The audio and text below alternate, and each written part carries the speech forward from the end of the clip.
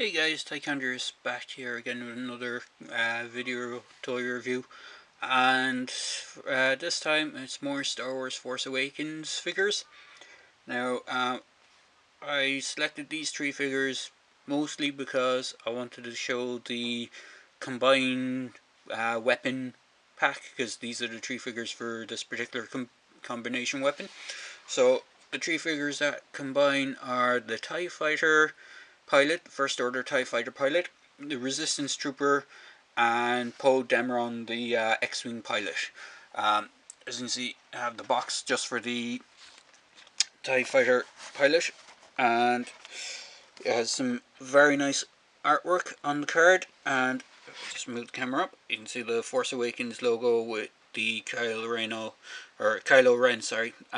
mask with ignited lightsaber in the corner.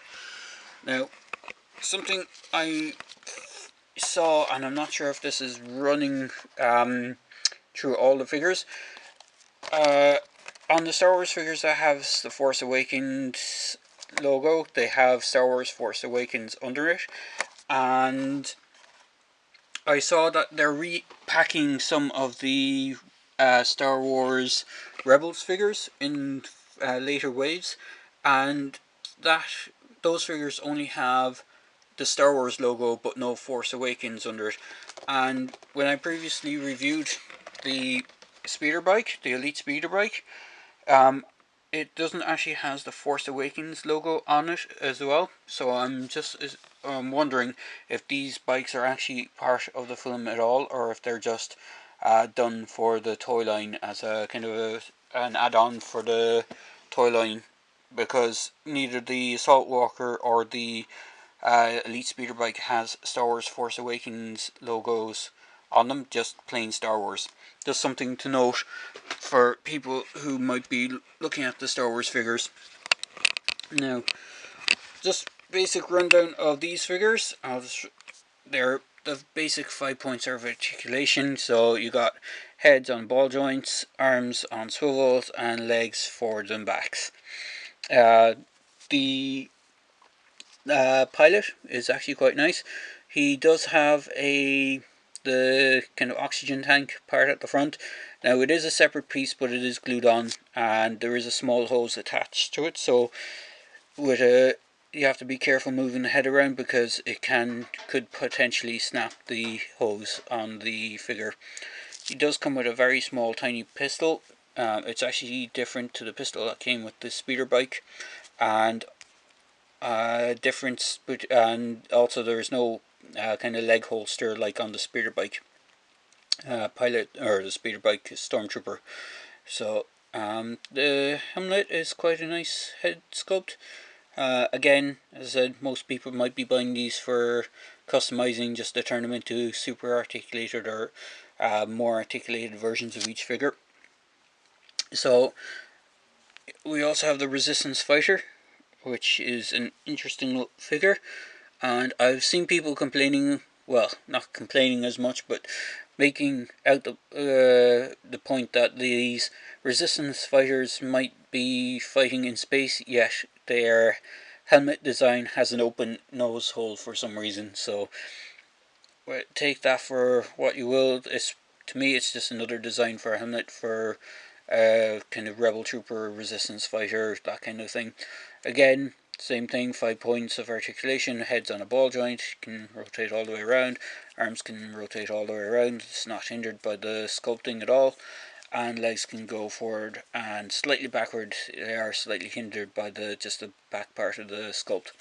It comes with a rifle, blaster rifle, which is quite nice. It does have a kind of a homage to the original Rebel Endor Trooper blaster, and the Hoth Snowtrooper blaster, except it doesn't have like those ones had a strap that you could kind of holster over the shoulder of the figure, but this one doesn't.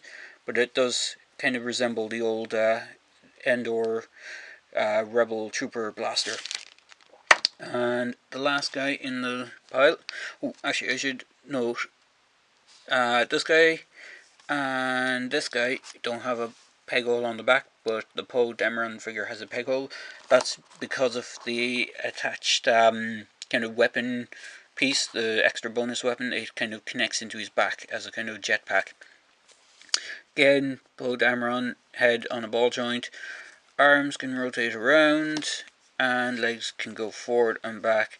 Now you can't go too far back, you can get further back as you can see on the right leg, but because there's this hose piece attached to the figure and it's glued on, I wouldn't recommend stretching it back too far, or again you'll snap this hose piece.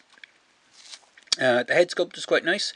Now it is a non-removable helmet on the head, but you can take the head off because it's on a ball joint. There is a second version of this guy, which I think is the armor up version, which is pretty much the same sculpt, except he has a removable helmet, or he has a head sculpt without the helmet. I can't remember which, but there is a second version of him that has a removable helmet instead of having the sculpted on helmet. Now this is the combined weapon that it makes. It's actually not quite bad. It's quite tall. It's nearly as tall as the figures themselves. Now this is just this particular weapon. The entire line has a whole bunch of different ones. So this is for these 3 figures. And if I can just pull it apart, Poe Dameron's backpack piece is this one. I'll just pull it off there. It's supposed to be sort of a gimmicky jetpack thing, and as you see, it just plugs straight into his back. And now the one that comes with the TIE Fighter pilot is a weird kind of seat thing. It is this piece, and the description on the box shows him sitting on it like this for whatever reason. I have no idea what it is. It could be some sort of little transport device. Up to your imagination, I suppose, of what it is. And this is the one that comes with the resistance fighter.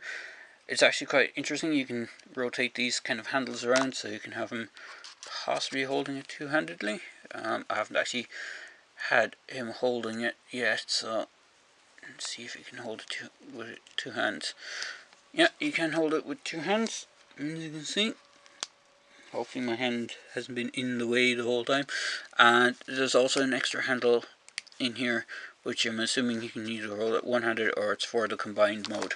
So to combine it is pretty simple. Just plug the resistant fighter gun onto the backpack from the TIE pilot, and then you just clip down this on top. You need to rotate these out of the way for when you're clipping this in, and there's 2 peg holes on either side and a corresponding peg here, and it just clips into place. And you can rotate these back around again. I suppose you can put these anyway, whichever way you want, and you can either have your guy holding it, which is kind of hard for him to do, or just have him standing behind it and using it as like a laser turret with a sight on it. So that's just a quick review of the Star Wars Force Unleashed figures. I just want to show one other thing that I picked up. If I don't drop everything all over the place. And hopefully I might do a review of it, which is the Force Awakens 12-inch Flame Trooper. Just get him into the shot there. I haven't taken him out of the box yet, so I will hopefully get to do a review of him at some point. Hope you enjoy this review, and click subscribe if you want. I do reviews occasionally, so excuse me. I do reviews occasionally, so if you want to keep track of them, just hit subscribe on the like button. Well, hope you enjoyed. Thanks for watching.